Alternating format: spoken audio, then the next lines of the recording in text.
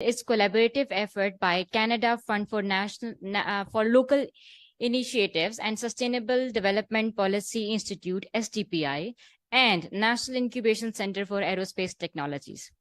Now, without any further delay, I would pass the microphone to Ahad Nazir, the program manager at SDPI, for welcome remarks.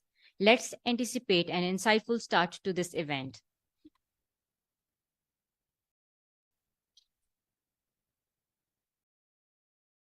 Thank you very much. Assalamu alaikum and welcome to everybody around, esteemed dignitaries, our teachers, the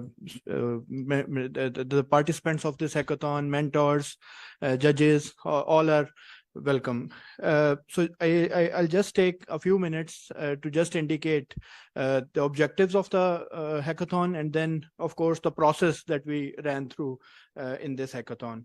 The major objective of this hackathon is basically two-pronged. Initially, it was to address challenges in food security and agriculture that are locally developed in Pakistan. But of course, we are also looking at the regional trade lens. So there are two startups in this hackathon which have joined us, of course, online that are from Afghanistan. So we are also looking at potential of regional integration through this hackathon. And of course, the process was that we initially started this hackathon because there was not enough time to really do marketing around in the whole of Pakistan. So we chose some university and incubation center partners, including NICAT, and we are very, very thankful to Imran and his team for facilitating us with the venue as well.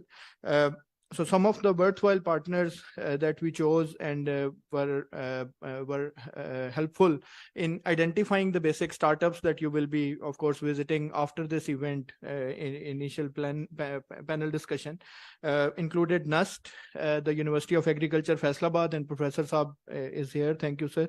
Bahria University, NIC Quetta, NIC Peshawar, NIC Islamabad, Lahore, Karachi, Karakoram University, Gilgit-Baltistan, National Defense University, Islamabad, and NIC Faisalabad, and other. There were some strategic collaborators as well. So these efforts helped us engage different startups and businesses into this hackathon. So we received a total of 146 applications, which shows the amount of interest in this area, and a lot of them were focused mainly on the tech side of things. So as me and Imran, we have been part of this startup world for quite a while, and we say that every startup has to be a tech startup now. So this is very promising. So out of these 146 applications that we received, we went through an initial screening process. So there were some essay questions included in the basic application, and there were some quantitative questions.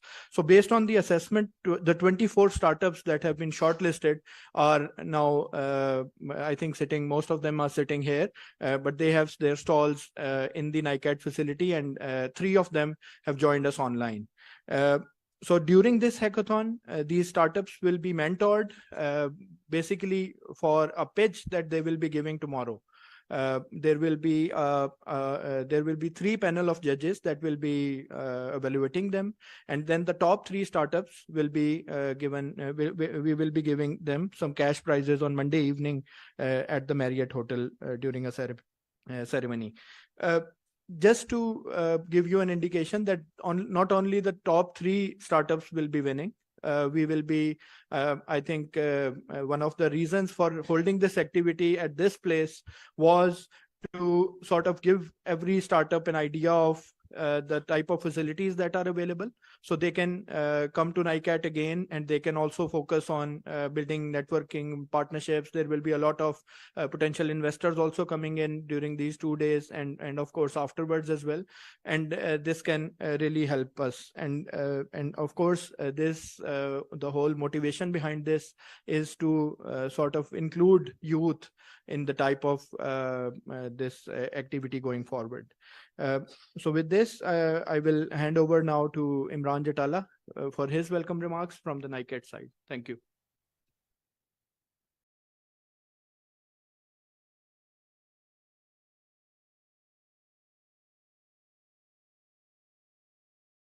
Excellencies, ladies and gentlemen, good morning and a very warm welcome to NICAT. Your Excellency, Leslie, the Canadian High Commissioner to Pakistan, Mr. James from Canada Fund, Air Commodore Dr. Tausif, Dr. Abid Suleri from SDPI, Vice Chancellor, Faisalabad University, Agriculture University, Faisalabad, all other dignitaries, a very warm welcome to NICAT. NICAT is Pakistan's youngest and first vertical incubation center. Our focus is on aerospace, aviation, and deep tech. So that covers pretty much everything in the space of technology. And I really would like to appreciate SDPI for taking this initiative for organizing a hackathon on food security. Pakistan is largely an agri economy, but unfortunately, yet we are not food secure. So food security is a national challenge, and we, being NICAT and NASDAP, believe that it's part of our job to support or to contribute anything regarding food security for the Pakistan. I welcome all the participating teams. This is your place. Enjoy 2 days of learning. Each one of you is a winner. Whoever has made to this place is a winner, regardless who gets the prizes. All of you are the winners. Participate towards the national development, towards the national economy, to the achieving the goal of food security for Pakistan. Thank you very much, all the participants, dignitaries. A very warm welcome to NICAT once again. Thank you, Imran, for your remarks. Now, for technical inauguration of session, I would like to invite Mr. James McNay, First Secretary of Canada Fund for Local Initiatives.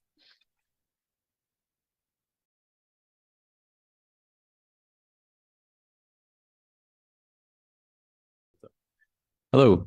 So thank you so much for everyone's participation. It's so wonderful to see a full room here today. We started this process what seems like only a few months ago, but it has really shown the dedication and support that SDPI has offered the Canada Fund for Local Initiatives to find innovative solutions and support civil society here in Pakistan. The Canada Fund for Local Initiative looks for these examples of innovative solutions to challenges that are cross-cutting. In Pakistan in particular, we follow the issues of food security from not just an environmental and climate change perspective, but also we have trade and broader public and human rights, not just human rights issues, because food security can be that, but humanitarian interests as it pertains to, you see the topic today, where it's not just Pakistan, it's Afghanistan as well, and the regional trade angle that we are also looking to get some insights on. These collaborative efforts for us are very important in that they allow for individuals like myself who work in the political section to understand the wide breadth of opportunities that exist in Pakistan, and the experiences here allow us to write back to our colleagues in Canada to explain the innovative approaches that are taking here. This is hopefully the first of many collaborations we can come to this wonderful center. For me, it's incredibly eye-opening to see the scale, and as you were describing it, is really a new and world-class center for us to take a tour of. So we'd like to thank everyone for their participation. I'm thrilled to hear that there were 24 teams that have been put forward and so many applicants that have come to seek this particular topic for us in this day. The High Commissioner will speak on Canada's interests, but I know for us and for Pakistan, there are sustainable development goals that are tied to this. So there are the wider ambitions, the national ambitions, and a sort of global ambition that we need to sort of discuss today too. In this regard, we look forward to hearing who is the winner. I look forward to meeting them again on Monday. And for us, we hope this is a continuation of a collaborative approach between the Canada Fund for Local Initiative, the Canadian High Commission, SDPI, and everyone involved in this here. So thank you so much for all your efforts. We really appreciate it. Thank you very much, Mr. James, for your remarks. Now I will proceed to Dr. Tausifur Rahman, Project Director Tech at National Aerospace Science and Technology Park, for his opening comments. Please join us on stage.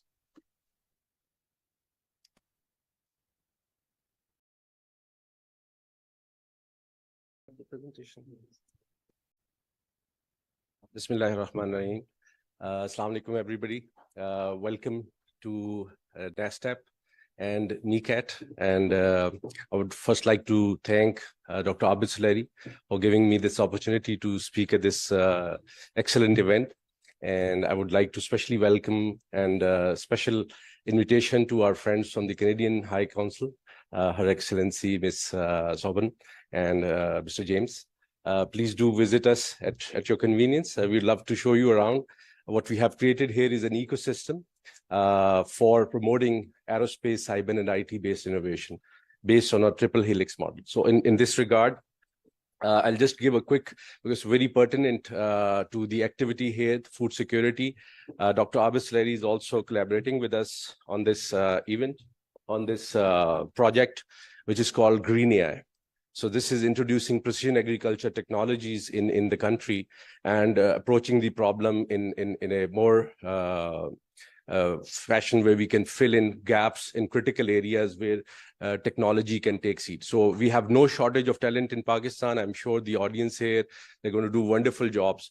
But our job at the park is to enable technologies penetration in the agriculture sector.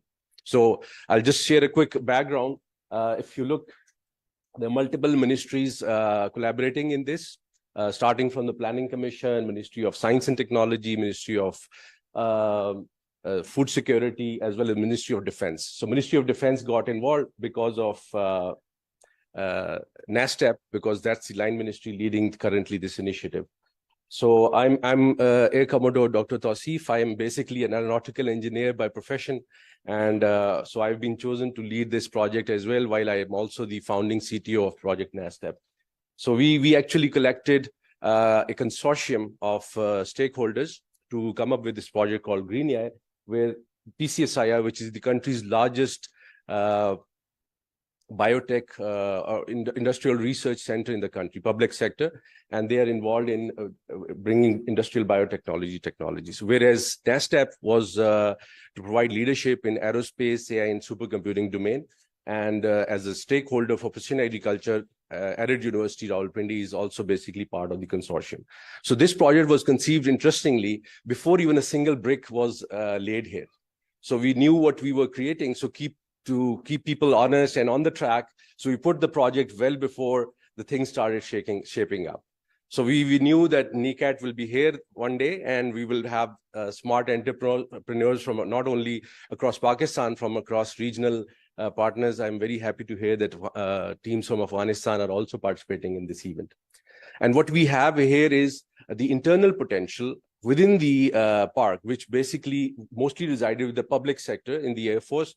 We have over the years gained incredible capabilities in different domains. So all of those technology entries are also basically present and part of the park.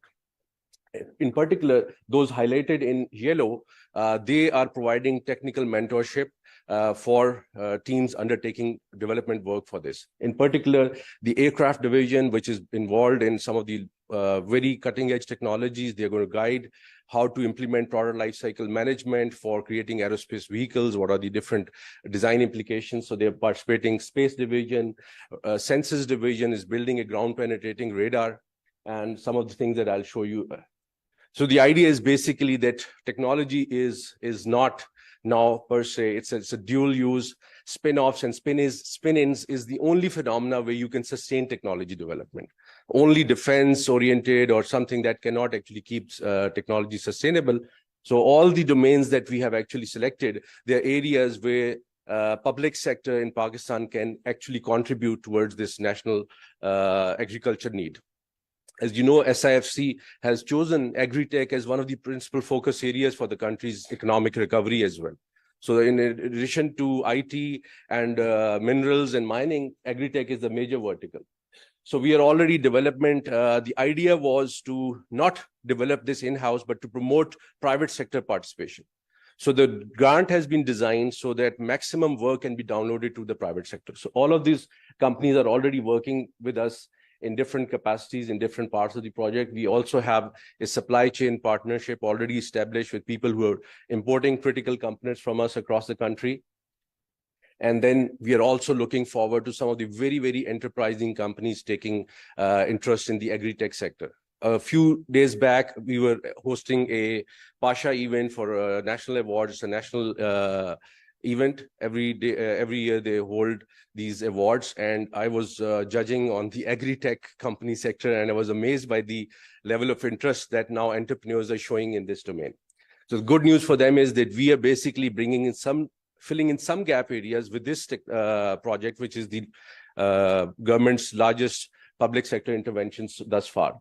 The core areas are, one is basically introducing drones in agriculture. So everybody, I don't need to brief anybody on the potential of drones, but there are fundamental challenges which prevent them from being used in Pakistan. Especially, we do not have NOCs, import limitations. Their operations are not legalized for valid reasons, because they pose incredible security risks, flight safety hazards. So that needs to be managed. So that we are taking care of.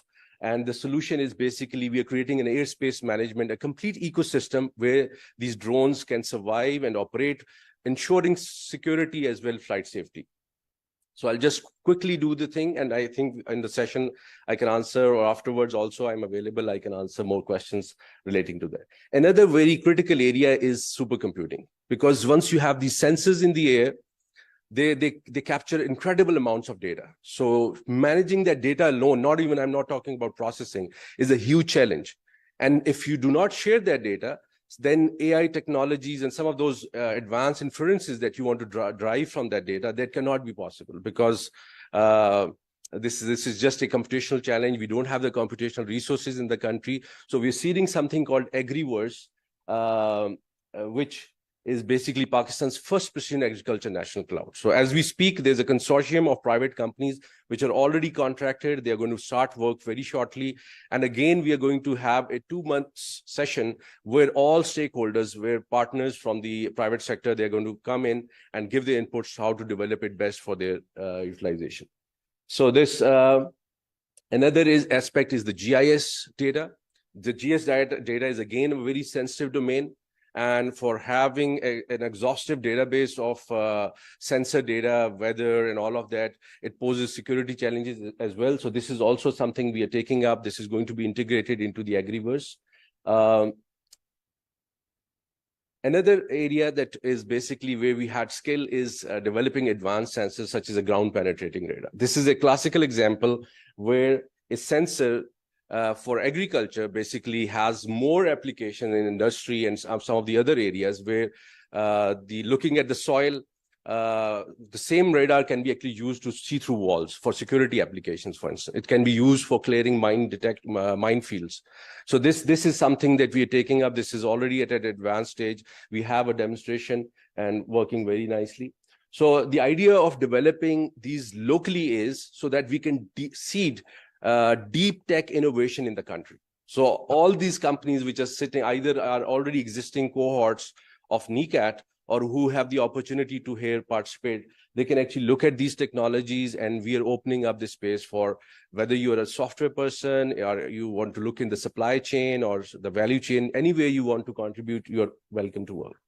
So in a nutshell, what we have here is the critical component on the left is basically the smart farm ecosystem. Our focus is not everything on a smart farm, primarily looking at the drones, utilization of drones in the smart farm safely and securely. And secondly is the link with the Agriverse for management of data. So the Agriverse is going to have high performance computational resources and then a data warehouse to store and manage all of this data. And at the same time, Arid University is building some hydroponic facilities and some of the other smart farm technologies with us as well. PCSIR is in particular looking at developing biopesticides, biofertilizers, because these are some of the things that are very critically required, and there's a lot of business opportunity in this space in Pakistan as well. So ultimately, our vision is that we provide all of these services free of cost to the farmers, and their efficiency improves, their yields improve, and their payoffs improves. So all of this system basically is designed with that. And I would like to just again mention for all our critical stakeholders, either from academia or industry, there's a national precision agriculture blueprint study being conducted by SDPI for developing national adaptability roadway pathways, and stakeholder integration is a critical requirement for them. So please feel free, if they have not already contacted you, to reach out to them, get your voice heard. We have had several events in the past where we have invited inputs, so you're welcome to provide those inputs till the study concludes towards the end of this year as well. So with that, thank you very much for this opportunity again, and we're looking forward for your participation in the Green AI vision as well. Thank you.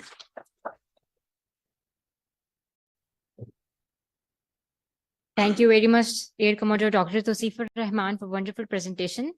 We will now proceed with panel discussion. Our esteemed panelists for the day are Her Excellency Leslie, High Commission of Canada in Pakistan, Professor Dr. Ikrar Ahmed Khan, Vice Chancellor, University of Arid Agriculture, Faisalabad, Dr. Haroon Sarwar Awan from Ministry of National Food Security and Research, Mr. Usman Qayyum, Country-led Kargil, Pakistan, Mr. Khurram Shah, Director, Public Policy and Government Affairs, PepsiCo, Pakistan, Dr. Abid Qayyum Suleri, Executive Director, SGPI.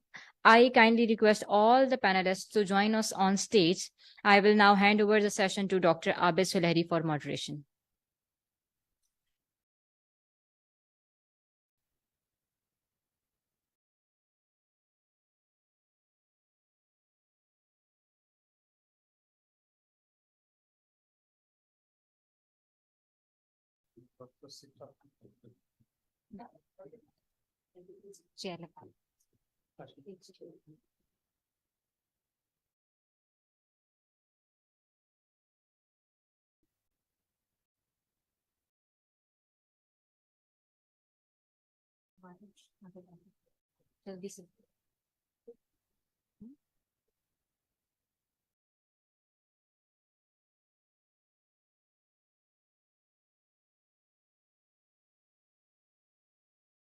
Thank you for joining us on stage.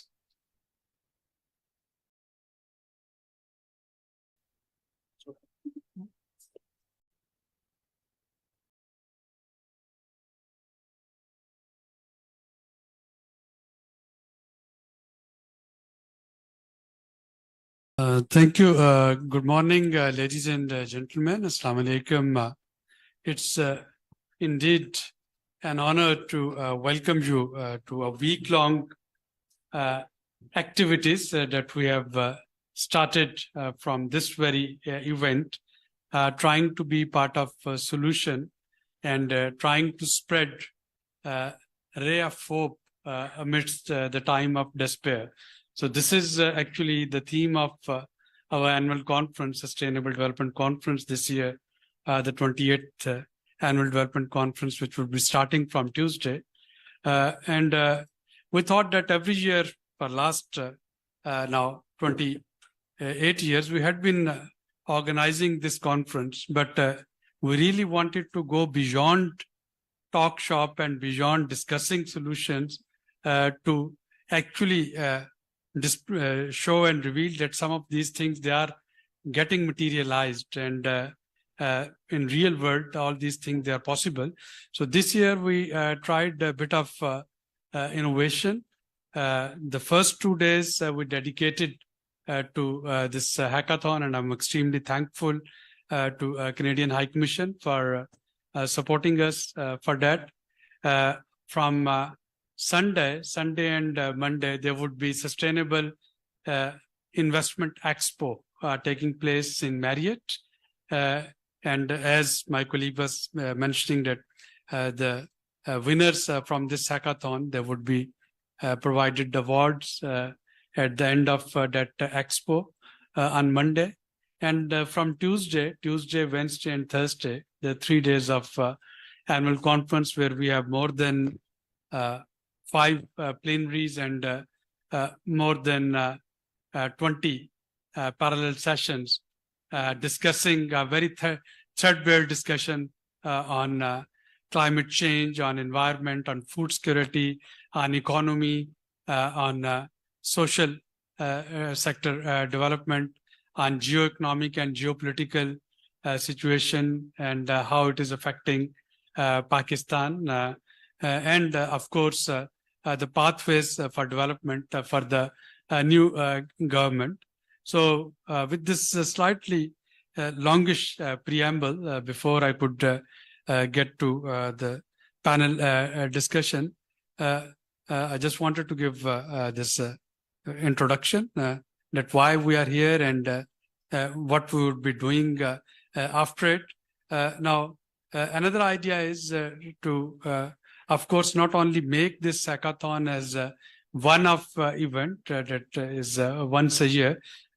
We actually want, and that's where we requested Dr. Ikrar Ahmed Khan, Vice Chancellor, Agriculture University, and private sector, and the expertise in this aerospace technology. So STPI wants to play the role of a bridge especially for youngsters who are full of ideas. They know how to break those barriers that are hampering Pakistan's progress and Pakistan's development. And all they need is a bit of opportunity and linking. And STPI is trying to play the role of that linkage brokering.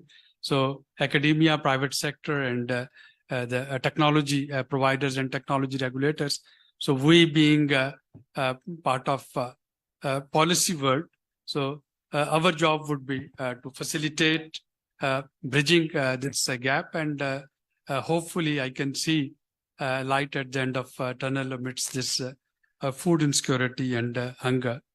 Now, with this, before I come to this formal discussion, if first I would wanted to give some time to Her Excellency Leslie Scanlon for her remarks, how Canada is actually looking at it. So we'll be just having this informal discussion after the moderated discussion. But before it, I wanted to give a few minutes to the Madam High Commissioner, their appetite for such events and their appetite to promote the tech world of Pakistan, especially the youngsters from Pakistan. We also tried to get Afghanistan here, and as my colleague told that there are few who have joined us online. Of course, due to this changing geopolitical, geoeconomic situation, we couldn't succeed inviting many of them to come to Pakistan. But one is very hopeful that in the next editions to it, we can go beyond Pakistan and Afghanistan and other parts of the region. Madam High Commissioner, over to you. Yes, please. I'm horrified to see that I'm wearing the same top. I want to assure you I'm a mother.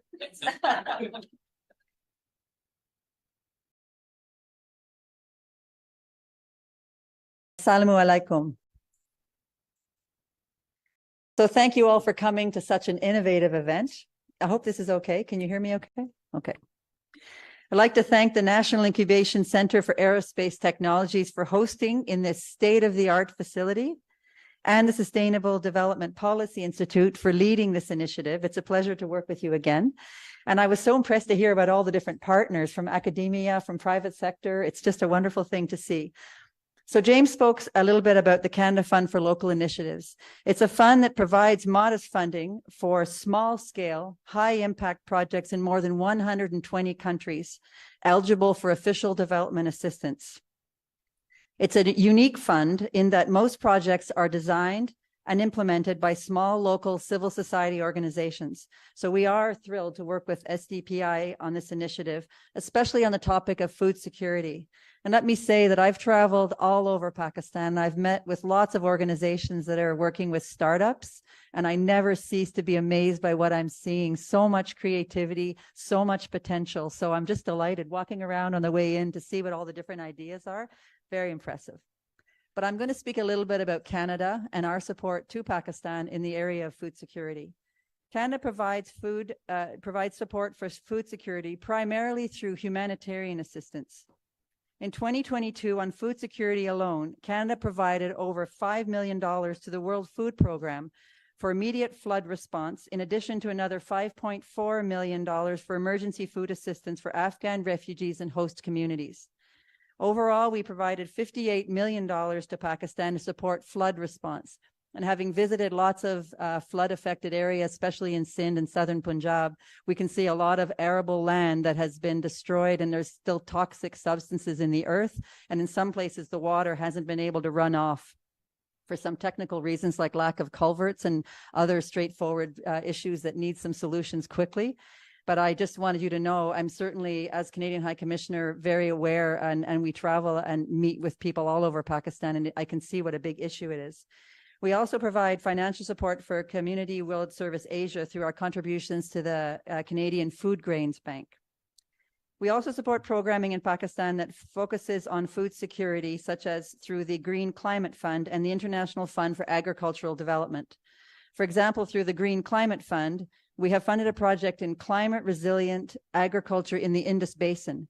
The project is implemented by the Food and Agriculture Organization of the United Nations and helps train farmers in sustainable irrigation and techniques that increase yields in increasingly arid climates. And I was just in a helicopter up in Chitral and GB watching all the different beautiful pockets of green from incredible irrigation projects. It's so important. Overall, Canada has committed over $1 billion to the Green Climate Fund for projects worldwide. We've also committed approximately $551 million to the International Fund for Agricultural Development. Since 1978, IFAD has supported 26 programs and projects in Pakistan, totaling over $600 million and directly benefiting over 2 million rural households. IFAD works with local rural communities in Pakistan to build livelihoods, food security, and resilience to climate shocks, which of course is every year is becoming more important. In addition, Canada provides both core and project funding to the Canadian-based organization Nutrition International, which works in Pakistan as one of its core countries of operation. NI works with governments and food producers to ensure micronutrient supplementation in staple foods to prevent malnutrition. Canada is providing over $8 million to support NI's program areas in Pakistan. Canada is working with the government of Pakistan to support amendments to its biosafety regulations and guidelines to allow for the import of genetically modified agricultural products for the purpose of food, feed, and processing. Agriculture is a key element of the Canada-Pakistan commercial relationship, with canola typically being our largest export to Pakistan.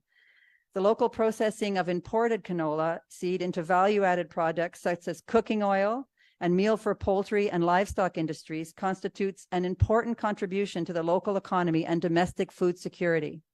I arrived in Pakistan a year ago this coming Sunday, and that was right around the time the containers were stuck in the port of Karachi with lots of oil seeds and canola, and much of it went to waste and was no longer usable because of some technical issues. So that is, I think, being resolved at the moment.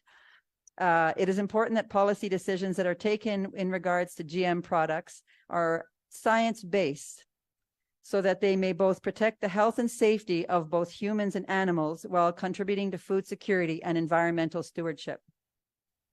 Canada exports its plant technology products to 50 markets all over the world, with the US, Japan, China, and Mexico being our biggest buyers. We are committed to protecting the health and safety of our people, supply, and environment, while supporting innovation and sustainable agriculture. We are delighted to support such a great initiative from SDPI. I wish you all the best with the hackathon. I look forward to seeing the results. آخر में इस तक़रीब में यही हुए तमाम शुरका का शुक्रिया अदा करती हूँ। शुक्रिया।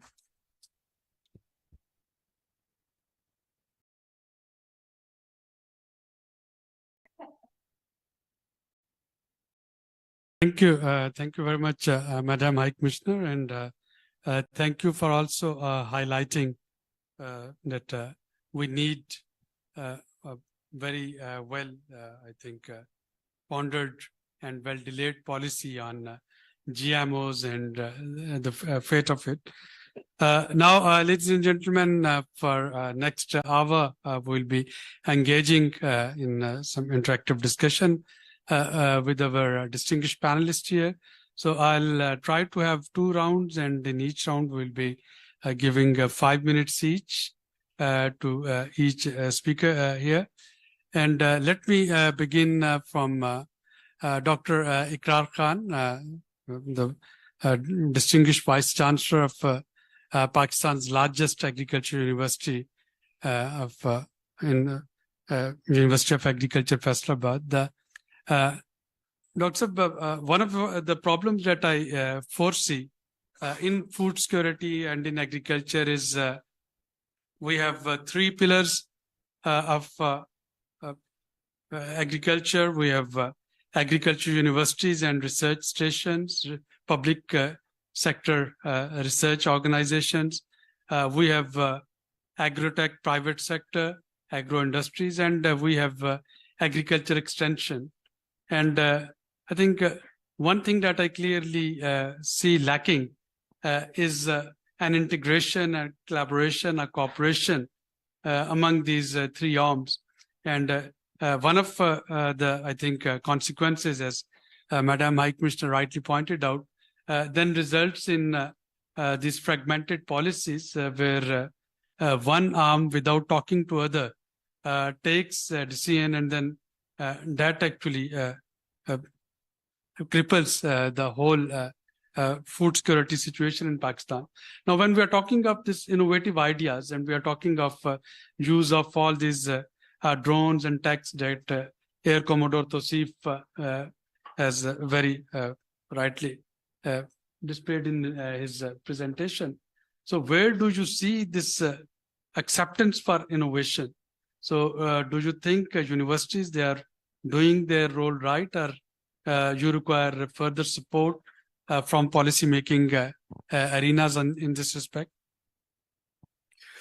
Thank you, Slides. First of all, I would like to congratulate your organization and the host of this event here in this beautiful setting.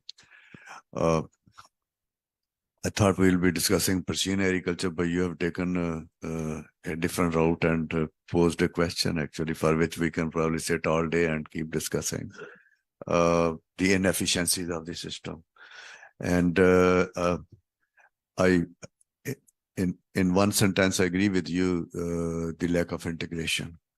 It's not because of a lack of will on the part of different partners, but our governance structures, the policy environment are some of the root causes of that lack of integration. I would rather like to come back to the central theme of today's discussion, which is Hackathon focused on technology competition, and seeing so many bright faces here. I'm extremely impressed and encouraged. In agriculture, we are beset by inefficiencies. Those inefficiencies start from natural source use, land and water, the input use efficiency, including seed, fertilizer, chemicals, energy application, cost of doing business, lack of decision support systems. And many a times we have those fancy solutions, but then we fail to understand that who is the end user. 90% of the end user is small farmer. And even if the farmer understands what you are talking, it is beyond the means, or enablement does not exist. So what we expect here is bright ideas, which the investors could come in, and startups could rise to a situation that commercialization of knowledge takes place. The technology evolves. I first heard the word precision agriculture in 1992 exactly, in a conference in Iowa, and they were presenting a case of a seed drill where each tine was fixed with a sensor, moisture sensor, and moisture sensor would only let the tine go as deep as the moisture, appropriate moisture is there in the soil, and seed is seeded. So that kind of precision was being made available more than 30 years ago. Okay, now we are talking here about our fear of using drones. Sitting in the area where it may be, difficult to say something. Commodore Saab has already warned us that it has a defense, serious defense obligations. Now, there is a drone photographer in every corner. I have met 3 of the former air chiefs, one after other. Took special time and requested them why you are stopping it, because we made our first drone application in 2014. It took about 2.5 years to get NOC to import one. And since then, we're making application every year. Even day before yesterday, I signed another reply. Usually takes about 50 replies and channels to convince a boss sitting in Ministry of Defense that we can have a drone. The air chiefs, it can't be any better than that. And I still remember the air chief told me that if our risk factor starts once the drone is above 70 feet and high. There's no crop which is 70 feet high. And you know it well that they can be geofenced.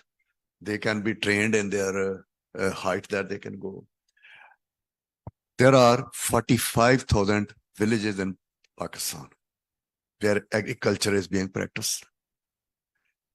Each village, colony village, the irrigated Punjab and Sindh, on an average has 2,000 acres. So if we calculate the number of hours a drone can work in 2 crop seasons, my conservative estimate is that each of those villages can easily pay for 10 drones. And that will create actually at least 5 SMEs. If there is one graduate running 2 drones, he or she will make decent living and save more than 50% of the chemical and be more precise and effective than the chemical we are using today. 90% of the small farmers are using shoulder-mounted sprayer.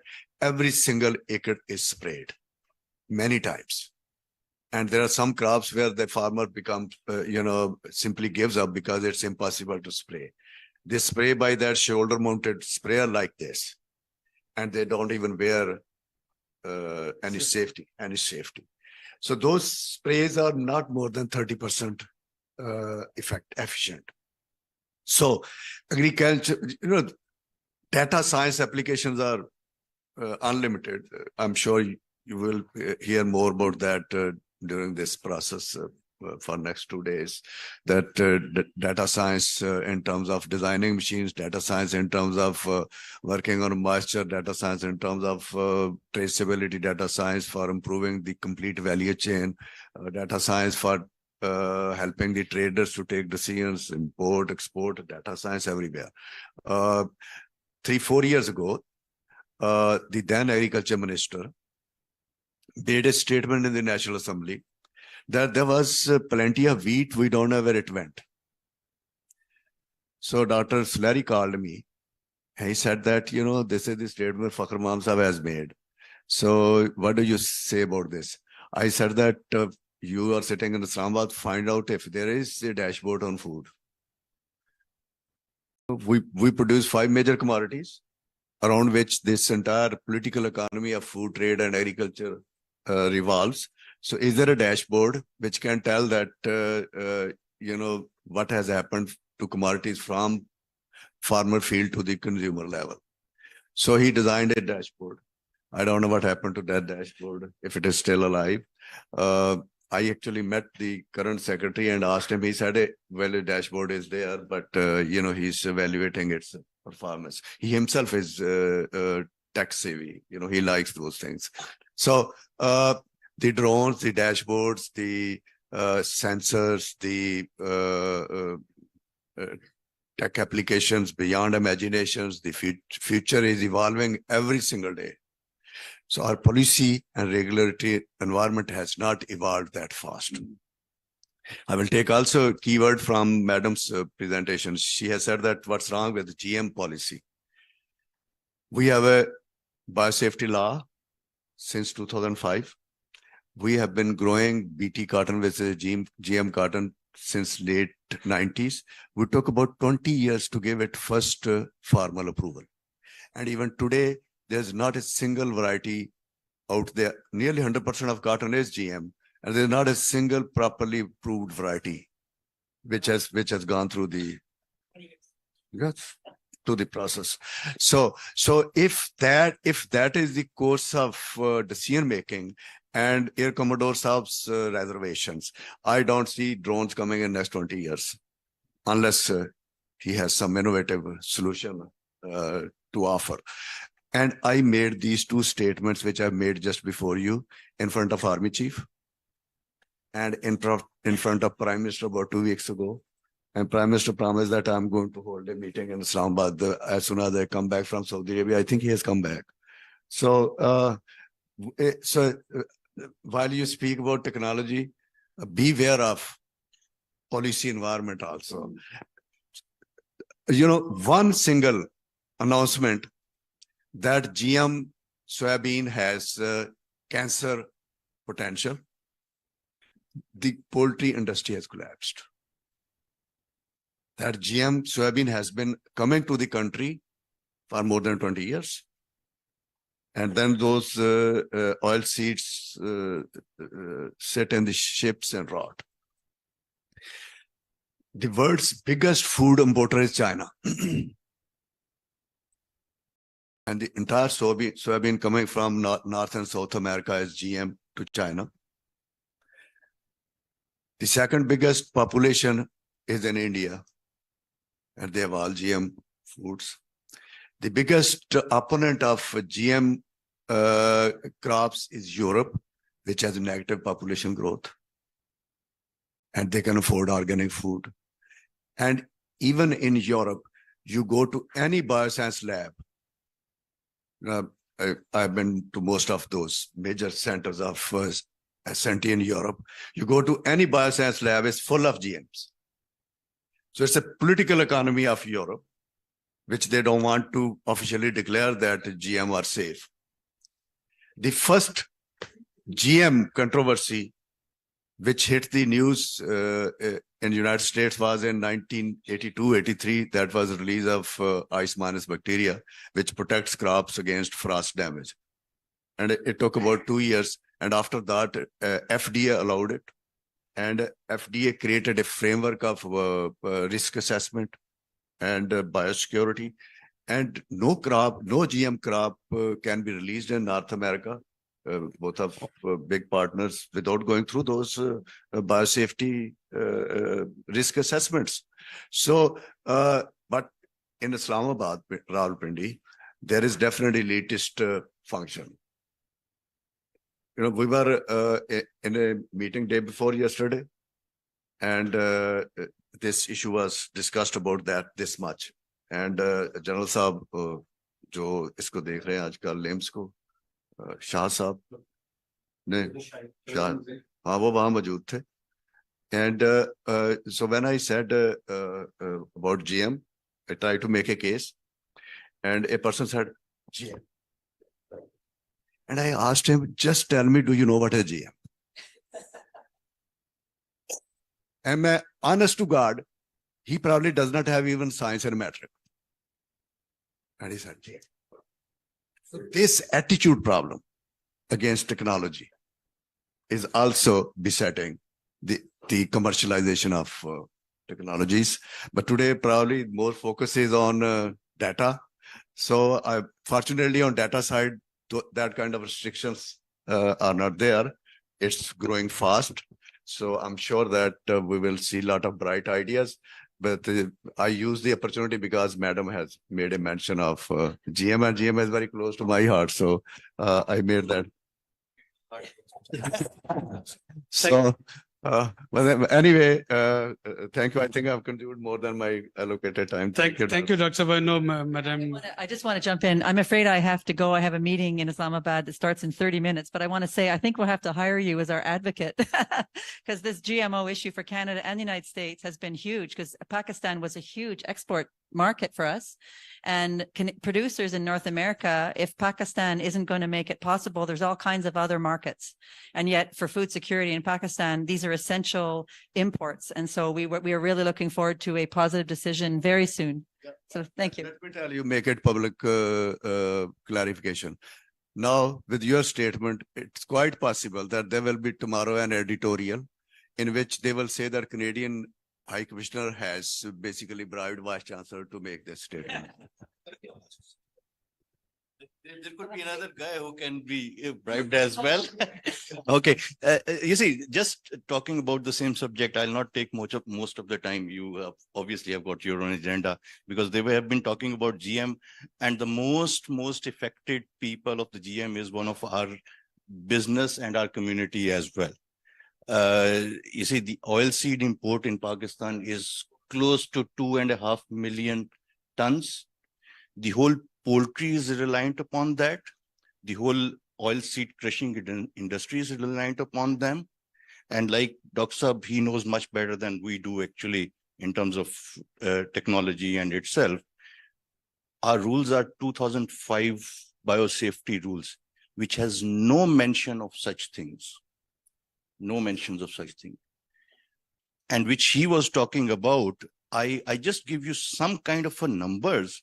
When this one single step was taken last year back in September, there were 11 ships close to the port and they were about to berth.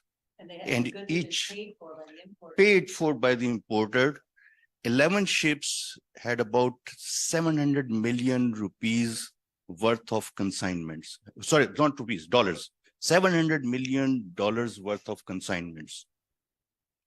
How this has been disposed of, none of the audience knows about it. We know about it. There was one ship which was unfortunately being docked, unloaded, which you are probably referring to, Karachi Port Qasim. That one ship alone was about $53 million. And it stayed on the port for about 10 months. Ruined the whole quality of that seed. Finally, the court gave the judgment and they have to really do that. There are almost like 11 ships which has the future contracts which are still in the rolling right now. And the importers has lost about $50 million in rolling those contracts. $50 million. And I'm not joking. Honestly, these numbers are all documented. The only thing is we don't want to take decisions. We don't want to take decisions. And that's where the policy thing which Dr. Saab is talking about. I don't want to speak more about the GM right now. It looks like I'm advocating something. But the point is, the challenge over here is the policy. And we are worried about food security. What he is talking about, and if I reflect it more towards the food security part, you see, none of the country, none of the geography in the world can have everything what they want in their own territory, in their own geography. None of the territory in the world. There are always certain competitive edges of certain geographies, certain climates, where they can produce something and they can produce something more efficiently. And there are certain places which has certain needs for consumptions for those things. This trade has to go on. And everyone has to facilitate that trade in order to make sure that they remain secure for their population, for their country. It can't be possible that everything can be produced in Pakistan or everything can be produced in Canada or everything can be produced in China or India. We have got a competitive edge maybe in one crop and one commodity. Somebody else can have a competitive edge more efficiently. They can produce somewhere else. We can consume our things and any surplus can give it to someone who needs it. Same is the situation with the other geography as well. So unless the policy, the regulations, all these things support this kind of a phenomena, It is literally impossible if we say we have Well, to achieve that thank you, security. Usman Sab. I know Madam High Commissioner has to go for a meeting, so let's formally thank her. We'll come to this GM discussion again, maybe in the question answer, but just wanted to conclude this chapter here by telling all of you that during COVID, all of us, we had got those vaccines which are genetically modified. So all of us, we got those vaccine injected in our bodies, GM vaccines, and most of us, we are still human beings. Don't see. For how long you will stay, that we don't really know. Yeah, but That the traditionally vaccine would take 5 to 10 years, and that vaccine came out in 5 to 10 months. Thanks to genetically modified options. yes. So now let me take this discussion on precision agriculture and all this food security to another private sector representative here, Syed Khurram Shah from PepsiCo. And Khurram, you heard the discussion, and I consciously through this icebreaker, I really wanted the audience to get involved into this discussion about this policy integration, the importance of it. But coming back to private sector, for the food security, of course, the role of private sector is quite important. And the 3 pillars that I mentioned in the beginning, my second pillar is private sector. So just wanted to know from you that how can the private sector collaborate with the startups and innovators in developing solutions that address food security challenges effectively? Bismillah ar-Rahman ar-Rahim. First of all, thank you so much for having me over here. A big thank you to the Canadian High Commission for supporting young minds and entrepreneurs in Pakistan. And I wish all the competing teams a huge bundle of good luck. You're all winners because you're doing something not just for your own startup or setup, but for the country. And this is my first time at this center, and I'm extremely impressed. So great job done, Commodore Saab. It's very impressive. I think you must invite private sector over here, give them tours, and I'm sure this is a good example that we can set where partnerships can flourish from here, because technology is an essential part of our everyday life. Coming back to the topic, in the last, I think 1 hour or so, I've learned so much from all the comments made by the esteemed guest over here. As Dr. Saab mentioned, I think food security can only be ensured through the best management of resources. I also feel that managing a good balance between import and exports is also important to food security. I am a public policy expert, so it was music to my ears, that my colleague Usman Saab mentioned that ensuring good policy practices must be paramount. I think all that we've said, the country is going through some extreme challenges. And I think this is high time that we all collectively stand with Pakistan and the country.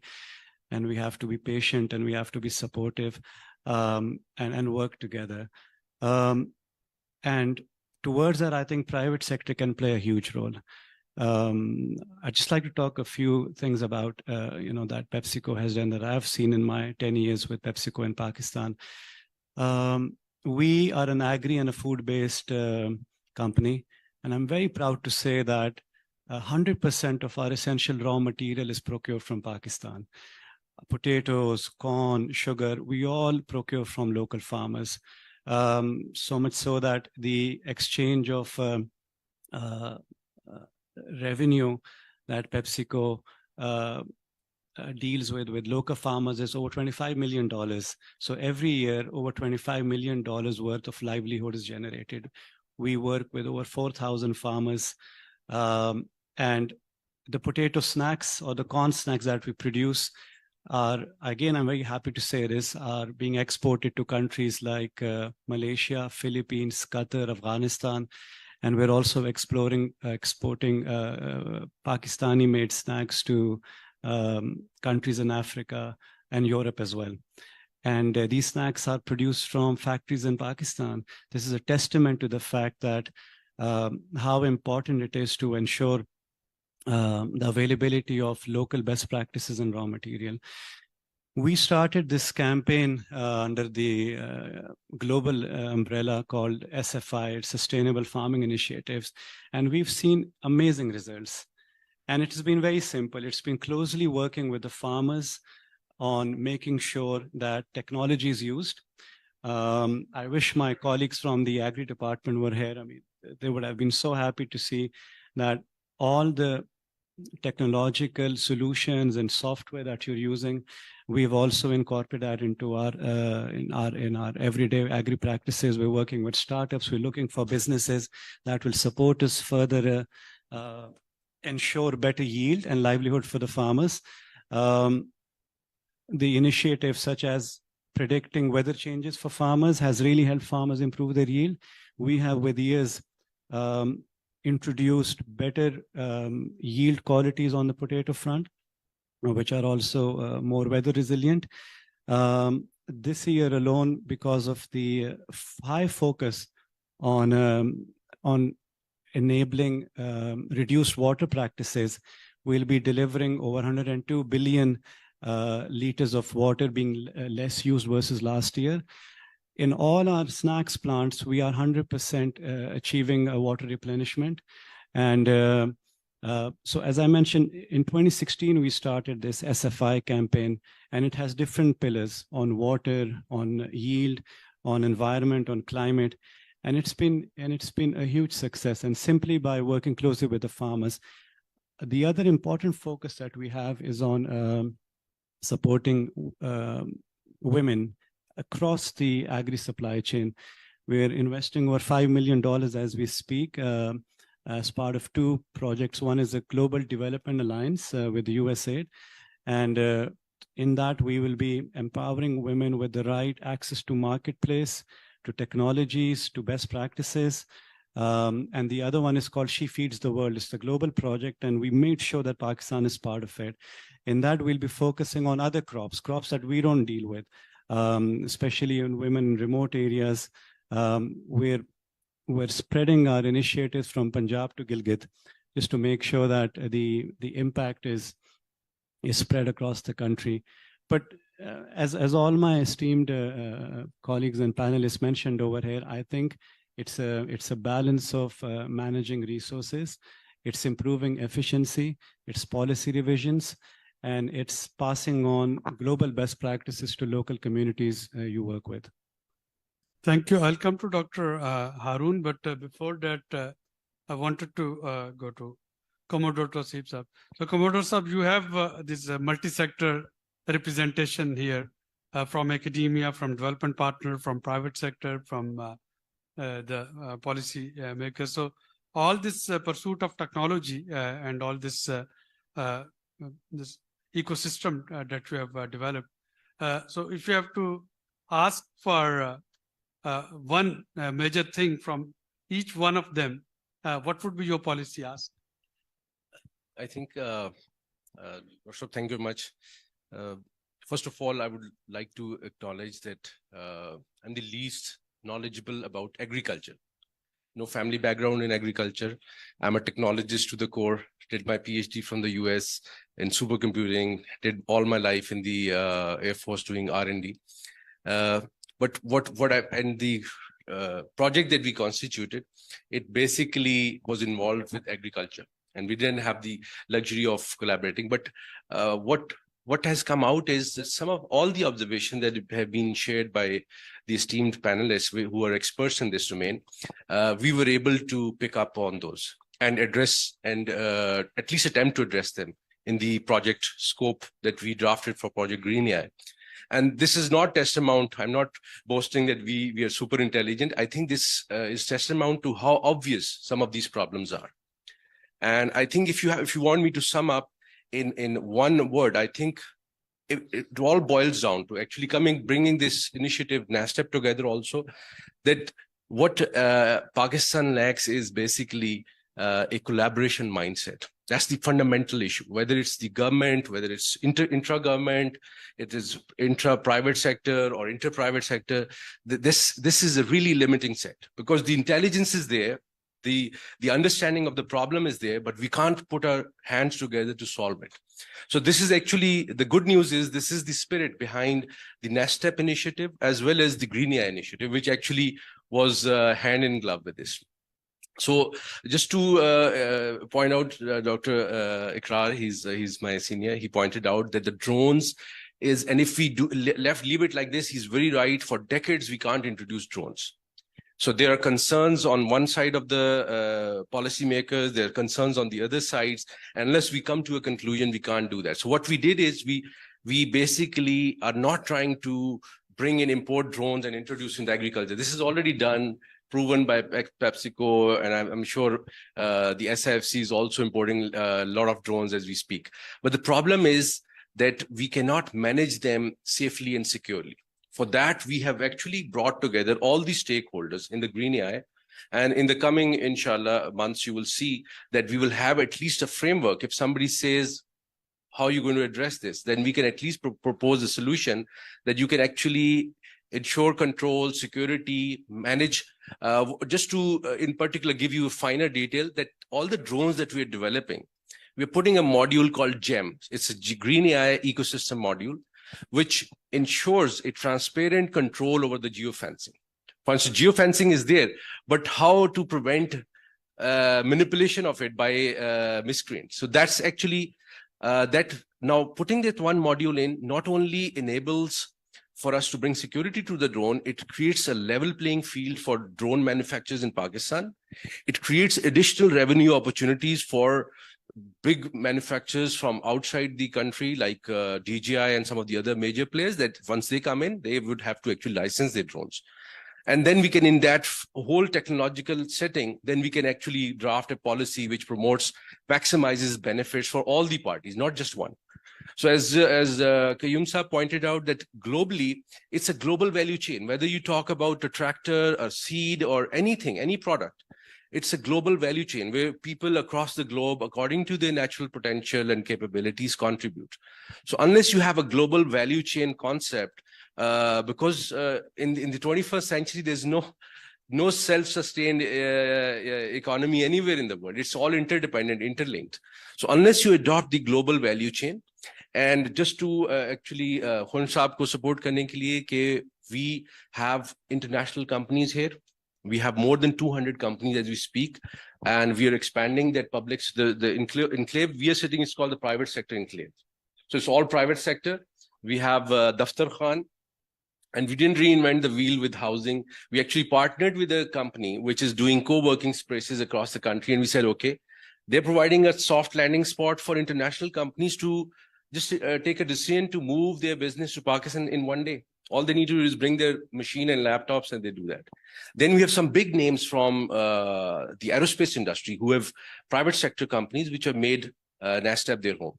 So visualizing that at this critical juncture, when the writing is on the wall, we are failing across the board.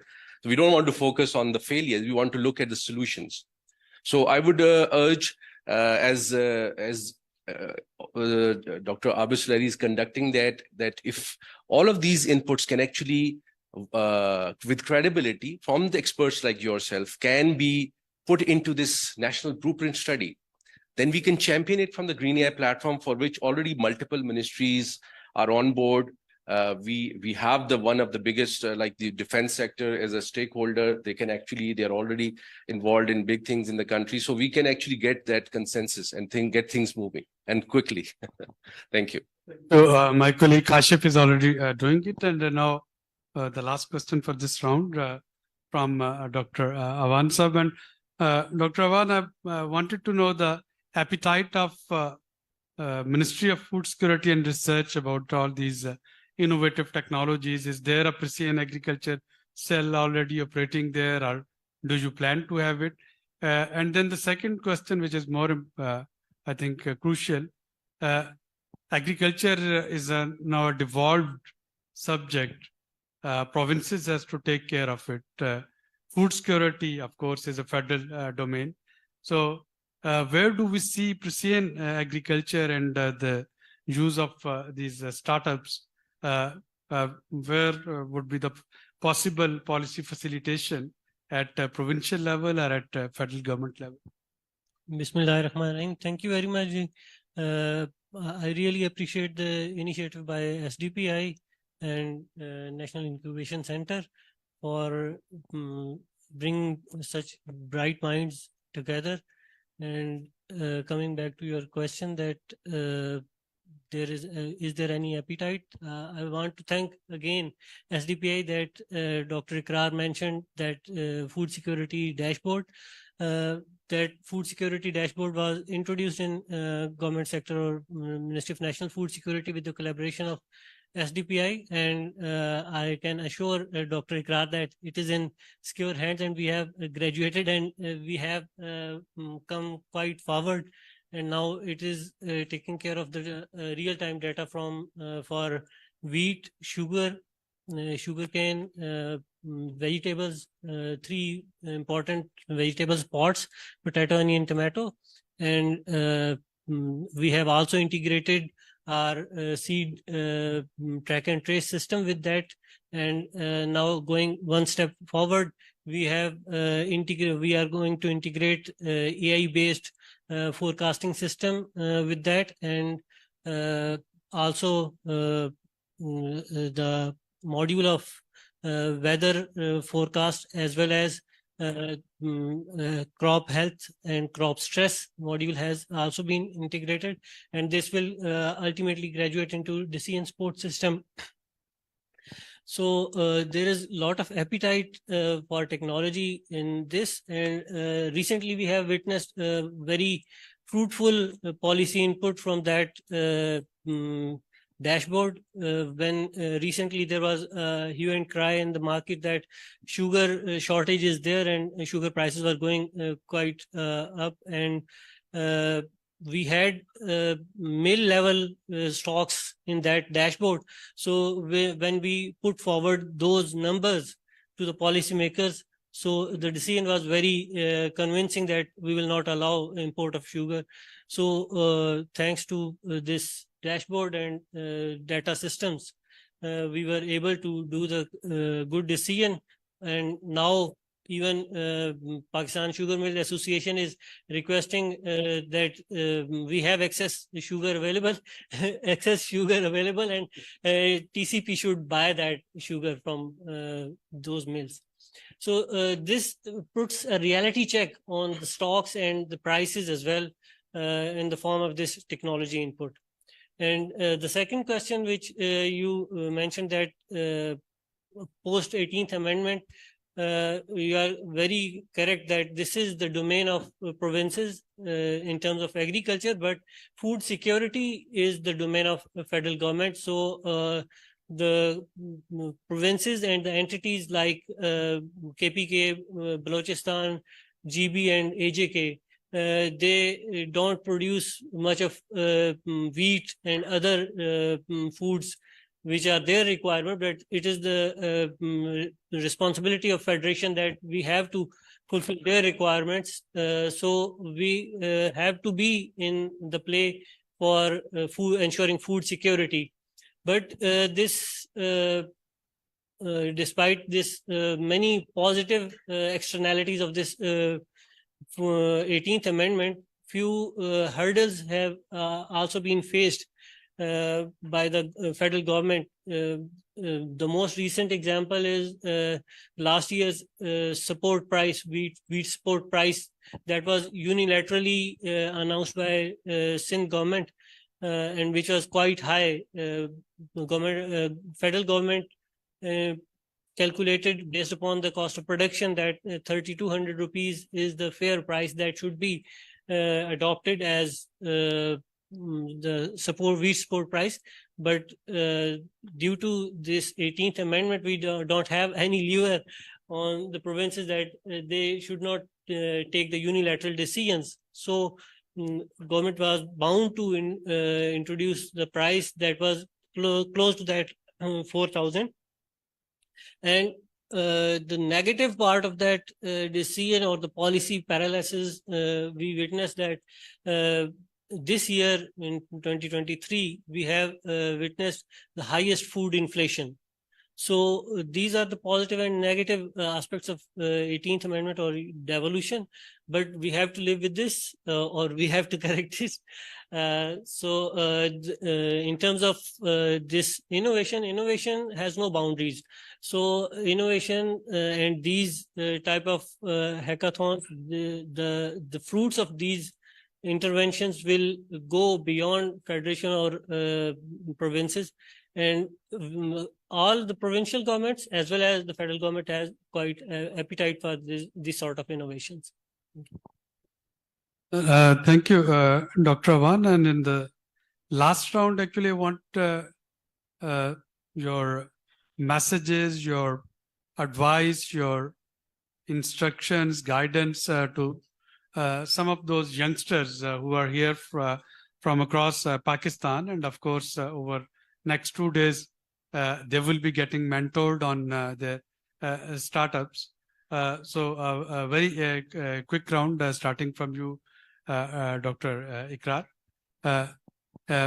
Is there a future for these youngsters in higher education, and how universities would be supporting their initiative? I know that you already have an incubation center of agriculture in the university. So any message from you, and then I'll go to. Well, thank you.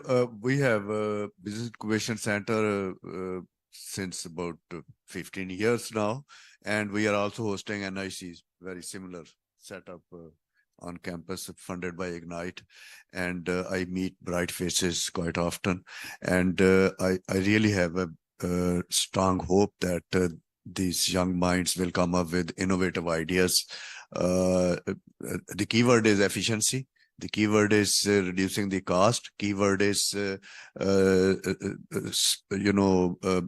helping government take right decisions at the right time. As you have mentioned, the case of sugar, and I saw in paper a couple of days ago, there is a headline: the sugar mills are asking for TCP to buy their sugar. So same sugar mill who were saying that sugar is short in the country, and as a result of that, there was shortage on the crop side, and they're still not crushing. If we are into third week of November, and farmers crying out there, sugar mills are not opening up because their stocks are sitting there. And to tell you the truth, here it is the actually game of ideas. That they come up with the idea, and then let that idea be challenged and analyzed by the peers, investors. And you have made my day by saying what your dashboard has done. It was 2 calls between me and Abad, and the dashboard idea started taking roots. वो जो आजकल beacon है उसकी university के, हाँ, मोईद यूसुफ साहब, तो इन्होंने फिर मीटिंग रखी, तो we spoke with Moeed Yusuf, and that's how this started to happen. So now dashboard for everything. I would like to ask you, what have your dashboard done for corn? The corn prices have collapsed. It was quite obvious that the poultry industry is declined because of the debacle of soybean. So the biggest buyer of corn is also out of business. So why have you not advised TCP or the exporters to send, export corn? The corn is sitting and rotting. So, that's the kind of virtual space that these innovators can create. Through virtual spaces, they can guide the business, they can guide the trade, they can sell the data. There's an entity by the name of Climate Corporation of America, which used to be owned by Monsanto. Monsanto is not now Bayer. And that Climate Corporation of America, more than 10 years ago, they were in a position to provide advisory to a single farm level. They had the data available up to a meter square resolution, and they had complete data on commodities. In America, there are three major commodity exchanges: corn, soybean, and wheat. And all those exchanges are run by the commodity data warehouses. So it's not only the physical storage, but also the data warehouses which are operating that. They're influencing the world trade of those commodities. So I hope that we will have similar things emerging in due course of time. This is absolutely fantastic. We support this. Thank you, Dr. Saab. And my next question is to both the private sector representatives. We know that in modern world, it's the private sector that plays a pivotal role behind innovations, behind new ideas, and of course, private sector support in R&D is always required. So, do you have any plans to actually pick some of these innovative minds? How Cargill or how Pepsi is planning to support in future, or when you're planning to support these youngsters, entrepreneurs, and in your business model? Do they fit in somewhere? Yeah, absolutely, absolutely. And so pleased to see this kind of environment and ecosystem being evolved and being established over here. And sorry. And see, every private sector entity, obviously, their intent is on one side is the commercial aspect. They have to look into that. The other aspect is the continuity and the sustainability part also, because without that continuity and sustainability part, the commercial objective could also not be met. So when we talk about this kind of an ecosystem whereby these new youngsters, these new forums are being created, which can support private sector in building new thoughts, new innovations, I'm sure every company, every private sector company is doing it. Some are doing it more on a leading way. Some are there on the background, and they are trying to support in a slightly different manner. If I talk about my business, which is Cargill, our operation is slightly different. We are not into large-scale manufacturing and plants and asset footprints over here, but our operation is more towards the capacity building of various kind of stakeholders. That's where we focus a lot on. So that capacity building part is a very critical area for our kind of way forward. And when I say capacity building, on capacity building, one side is obviously those public sector institutions, those policy makers, but capacity building on this kind of an ecosystem is also very critical also. So that is another area probably where we focus on. And one of our reason of being here today with you, Dr. Saab, you had been, I think, doing a great job in this respect, that we want to show our support in this whole thing as well. You just talked about one thing, and Dr. Ikrar were talking about, you see, one advice I can give it over here to all these youngsters who are doing all this great job and this work, that a lot of time the ideas, the initiatives, the thinking remains within those four walls which they are operating in. The ideas, the innovation, everything has to be seen on the ground with those stakeholders for which you are actually doing it. That's an important area whenever you design something, whenever you create something, because unless, you see, when we talk about agriculture in Pakistan or food security in Pakistan, we are not talking about 50 acres of land, or we are not talking about 100 acres of land. My friend here in PepsiCo, I have witnessed their journey, the way they have gone in the last 20 years in this whole process, and the way they have matured whole of their supply chain. From an outsider, I had been witnessing that. And that has only being done by the connectivity on the ground.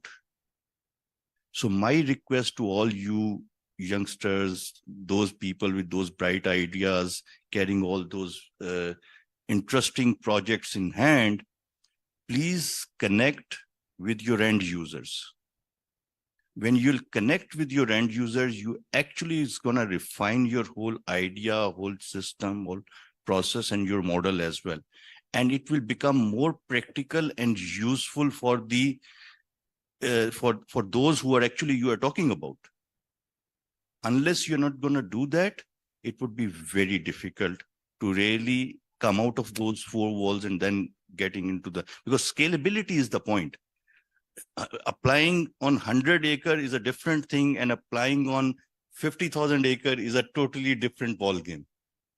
So that has to be kept in mind. This is what my advice is. So Param, you want to? Thank you, Samantha, for the kind words. I think my advice is right there on the wall. It says, never let shyness conquer your mind. Arfa said that. So be hungry, be selfish.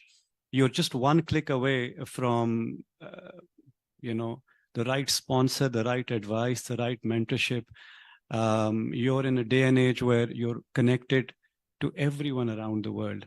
So be seen. I mean, this country is in the hand of youth, which are you. I have seen with my own eyes that one of our projects that we do with the Amal Academy, in which we pass on soft skills to over 1,000 graduates every year. So far, we've worked with over 10,000 graduates. And just by working closely with them, mentoring them, passing on the soft skill to them, their employability chances have increased by over 80%. And it's a split of 50-50% between, young, talented female and women and men. So I think we all must show this collective responsibility to the youth over here, pass on our skill set to them. And the onus is on you to make that effort and reach out to all of us or whoever you want to reach out to. As I said, everyone is a click away. Be hungry. Always look for information and thrive on technology. Thank you.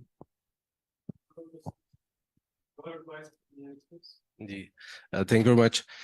Just to support your comment, Dr. Abid, where you pointed out that private sector is critical. So I think I fully endorse that. The private sector is the future of innovation in Pakistan. Historically, we are moving from a public-led to now where we need innovation to be seeded deeply, not shallow, services-oriented, but deeply in the private sector.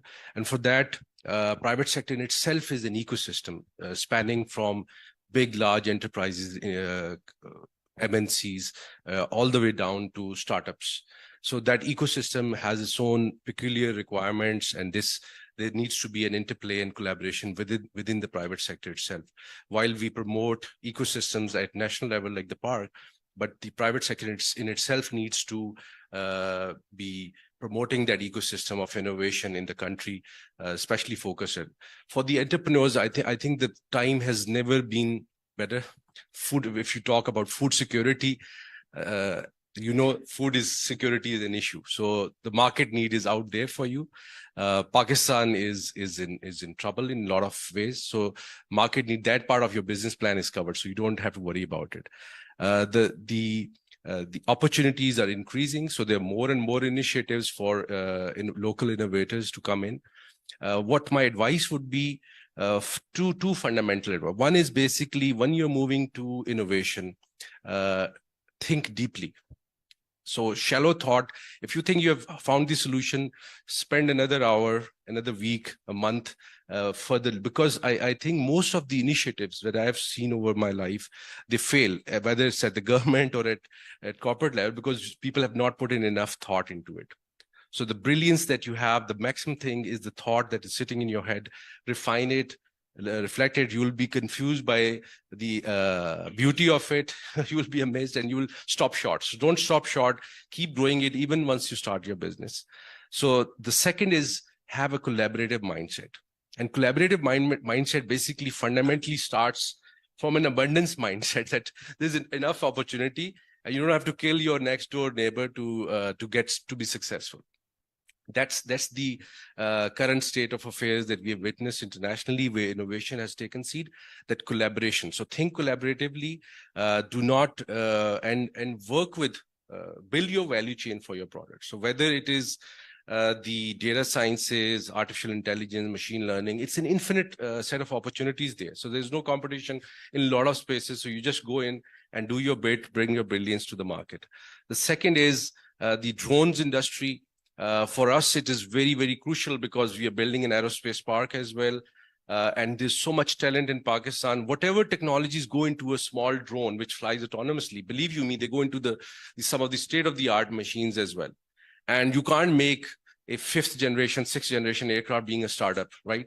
But you can make the next big thing in the drone industry. And that's actually very big. This is a historically an inflection point for the aerospace industry, as well as globally we move from manned to unmanned systems. So I really encourage all the participants, our best support. If anybody wants to seek me out, they can take my contact from the management team here. And we have in Green AI tons and tons of opportunities. So most of the forums that we've sat on, and I've talked about Green AI, what has been very, very strange, that whether it's the private sector, it's the government agencies or some, they perceive Green AI as a threat immediately. That actually, because I keep saying that we are creating gap fillers, which enables people to operate drone business in Pakistan. But all they see is basically maybe we are building drones and we'll put them out of business. So this mindset of being in competition and always being challenged, I think we can put it at pause for the moment and focus on deep thought. So that's my single message for all the young entrepreneurs, and best of luck in the hackathon event. Jazakallah. Thank you. Thank you, Ji. You have got a lot of advice from these experts. From being the government side, I will request you to go into the areas which are still unexplored, and those which are most beneficial for the farmers. Almost 90% of our farmers are small farmers, and even 40% of the farmers are landless farmers. And the challenge that we have in the farming sector is that they don't have the finances to use better inputs, to use better technologies. So the most compressing need is the finances. So the fintech can be another very important area where the young people who can accept the challenges can go.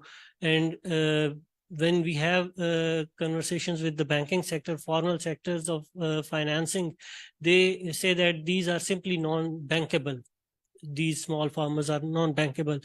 So if we have digital registry or digital databases for these farmers, that these are practicing farmers, these are although landless, but these are practicing farmers. So then the banks will even come forward and they can lend them. Few provinces have started the initiatives like Kisan Card, so digitalization in Punjab for the farmers' data set was done, but the small provinces like Balochistan and KP, they don't have the digital records of the farmers. Even Punjab don't have the complete record of the farmers, but they have fair, you can say that fair quantity of the registered farmers. But in small provinces, this digital records are non-existing. So many agri-techs can provide this digital data for the farming community, which can serve them as a collateral for the banking sector as well. And your presence and even donors and governments in these small provinces, they don't take the challenge for working on in these areas. But you young people can take this challenge. You can work over there and can provide those technological inputs which can serve these underserved areas. Thank you. चूंकि अभी ideas की बात हो रही थी, and we're discussing food security. We grow more than 100 commodities, but nobody sleeps without a bread. So everything revolves around wheat. Now, political economy of the wheat, the data of the wheat, the farm dynamics of the wheat, the procurement price. They thought that 3,000 is the price. Sindh announced 4,000. All of that is, indecision or wrong decisions because of poor data. So here is a niche opportunity. And let me give you quick facts, and then you can break it down to data if you can. That we have crops over an area of about 55 million acres. Out of that, 22 are under wheat. So single largest cropped area is wheat. We have about 110 million acre foot of irrigation water, and wheat consumes about 45. Even though it's a low delta crop, because of higher acreage, it consumes most of the irrigation water. We produce on an average now 27 million ton of wheat. Our requirement is about 29. The forecast is that in next 5 to 7 years, the requirement will be close to 35 to 37 million. So if the business remains as usual, this country will be hugely deficient in wheat. So wheat has to be addressed. If you are talking about food security, the first challenge is wheat. So productivity, precision, drones. If you're talking about drones, again, the biggest crop that can benefit is wheat. Because every single acre of wheat is sprayed with herbicide at least twice. And that herbicide is shoulder mounted. But food security part and his dashboard again. We produce 27 and 28 million. And the provincial food department's procurement and PASCO put together is about 5 million ton.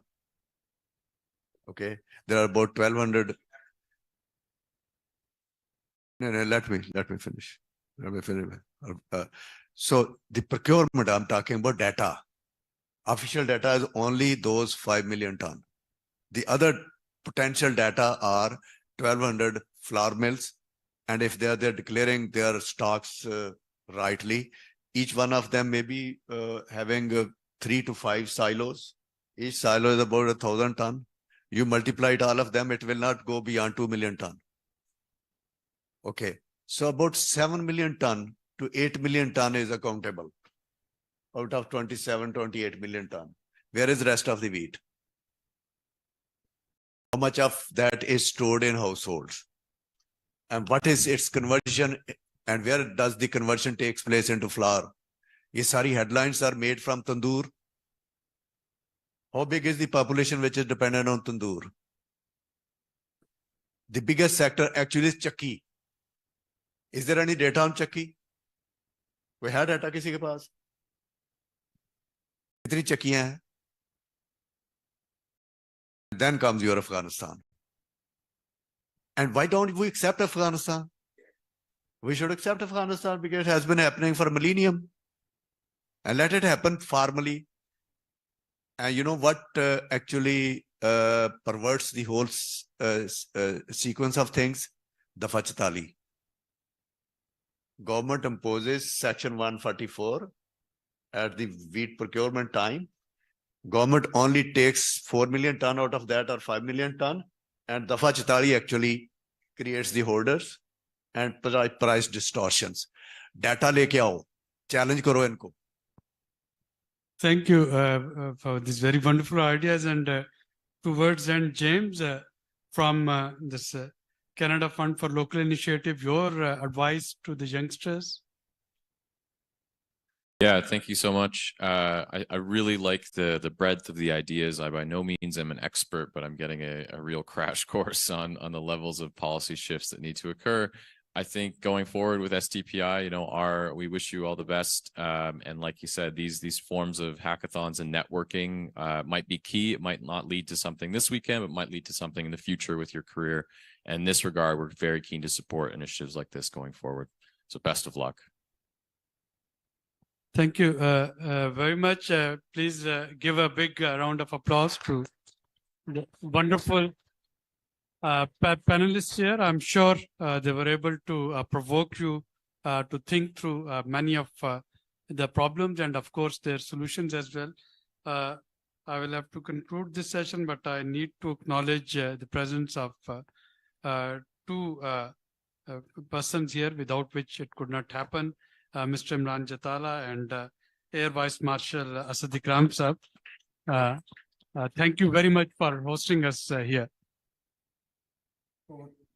Special thanks to all the panelists for inviting discussion on topic. I would request to please be seated for souvenir distribution right after concluding remarks. For that instance, without any delay, I would like to invite Air Vice Marshal Retired Asad Ikram, Principal Advisor at NICAT, to share his concluding remarks. Please join us on stage, sir. Assalamu alaikum ji. Nice to have all of you here.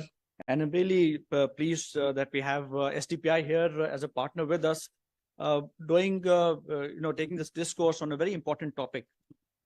Food, of course, is just so important that it would be insane to ignore being proactive.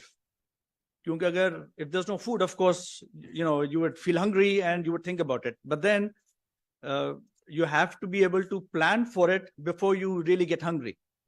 And of course, with growing population, with wars, with climate change, we have to keep thinking about it. Now, what has actually happened, and especially Dr. Ikrar here, is probably the most knowledgeable on the issue. When we transitioned from rural to urban civilization, we stopped thinking about food security the way we used to think when we were in a village. Because there, you grow a crop, you have to store some of it, do barter with the rest of the people in the village, and you're always, you're worried about food. But then when you get into cities, you're not growing it yourself, you start forgetting because you think you can, walk down into the superstore and market and get what you need. And I think that's what has distanced us from this thought of being proactive about food security. So what I would really like the youngsters especially to do is, if they can, to think about all the three elements, the sources of food, which is, of course, land, air, and sea, the oceans, and then try to do it yourself. Of course, there's a lot of talk about using technology, etc. I'm sure Huram here, when they were doing their big projects, there's a lot of learning that you go through. So that knowledge that a farmer has of how to, grow his crop, how to take care of his soil, how to manage his water resources, how to, reap the crop, how to store it, and all that is just so important. End of the day, it's that thing that you scale up when you get into, talking about food security on a national or a global level. So, and the same would go for a person who's reared, cattle, or who's reared fish, or has kept birds, would understand that it's not as easy or simple as just crunching data on a computer. There's a lot more. And when you go through it, you'd also understand the sort of opportunities that there are. And there would be innumerable opportunities. And like Dr. Tasif said, food is a necessity. So you don't have to worry about the requirement side or the demand side of food. It's already there. And we're really pleased to have today all the three elements that are required whenever you want to bring about a change or do something in a country or civilization. We have the government here, and thank you very much for being here with us. We have education. Dr. Saab, thank you for being here. We have the private sector. Thank you, Khurram and Usman. And we have, of course, researchers like Dr. Tasif and people who are good at bringing people together and talking about policy, Dr. Abid. So thank you very much, all of you, for being here with us. And we're really, very excited to host you here. For the next 2 days, we'll have a lot of young people and more mature people, of course, also talking about food security and how to, build up this whole thing about the food chain. And we're also excited that we have people from Afghanistan joining us over the net. And in all, we wish everyone the best. We are here. This space is open 24/7. You can, eat, drink, play, and of course, work. And we're all here to support you. And we wish the best of luck to everyone. Thank you.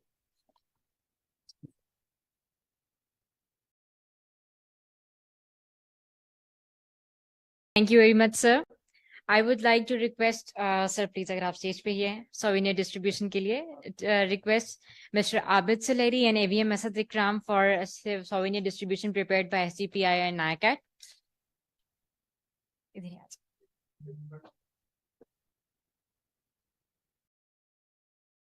Ji ji. Okay. Dr. Ikram.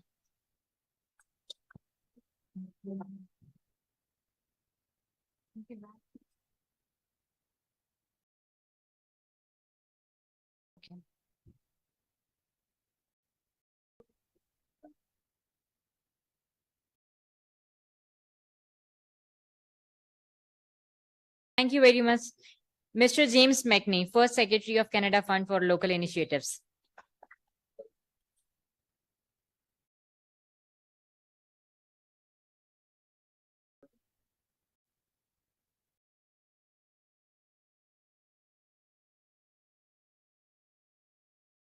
Thank you very much, sir, for joining us. Dr. Harun Sarwar Awan from Ministry of National Food Security and Research.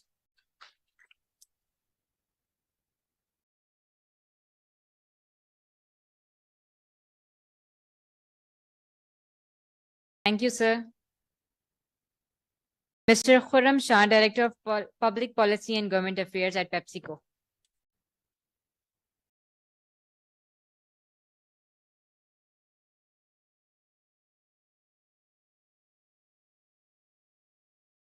Air Commodore Dr. Tosifur Rahman.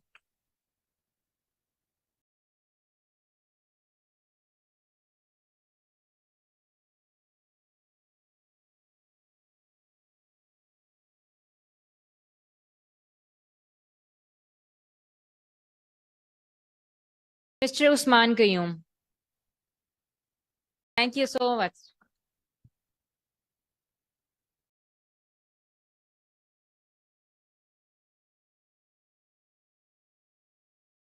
AVM Asad Ikram, Principal Advisor, NICAT.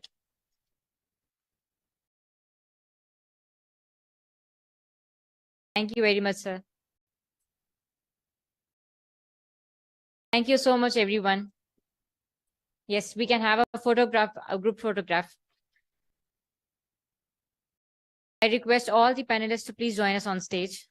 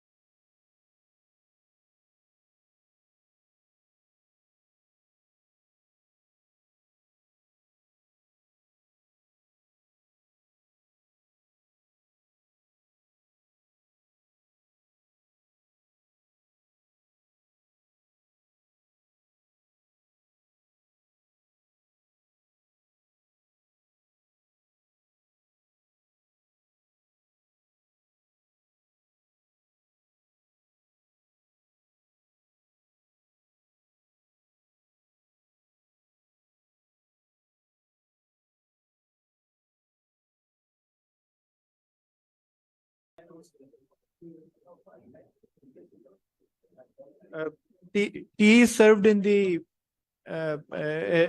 food area. Conference room में तो इनके लिए है sir. For the panelists, the tea is served in the room adjacent to this room.